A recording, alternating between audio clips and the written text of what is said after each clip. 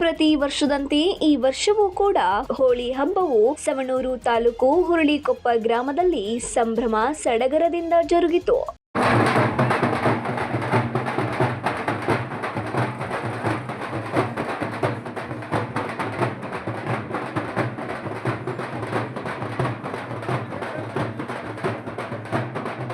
ಗ್ರಾಮದಲ್ಲಿ ತಯಾರಿಸಲಾಗಿದ್ದ ಕಾಮಣ್ಣನ ಮೂರ್ತಿಯ ಮೆರವಣಿಗೆಯನ್ನ ಮಕ್ಕಳು ಹಲಿಗೆಯನ್ನು ಬಾರಿಸುವುದರ ಮೂಲಕ ಹಾಗೂ ಬಣ್ಣವನ್ನ ಪರಸ್ಪರ ಹಚ್ಚುವುದರ ಮೂಲಕ ಮಹಿಳೆಯರು, ಮಕ್ಕಳು ಮತ್ತು ಯುವಕರು ಎನ್ನುವ ಭೇದ ಭಾವವಿಲ್ಲದೆ ಕುಣಿದು ಕುಪ್ಪಳಿಸಿ ಸಂಭ್ರಮಿಸಿದರು. ನಂತರ ಊರಿನ ದೊಡ್ಡ ಕೆರೆಯ ಬಯಲಿನಲ್ಲಿ ಕಾಮಣ್ಣನ ದಹನ ಮಾಡಲಾಯಿತು.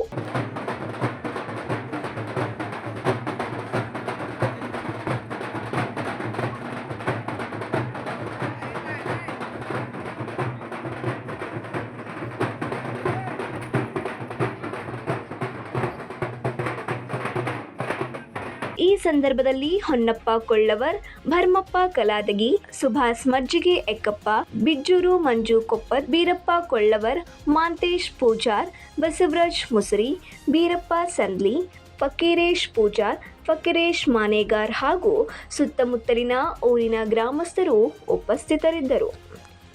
9 ಲೈವ್ ನ್ಯೂಸ್, ಸವಣೂರು.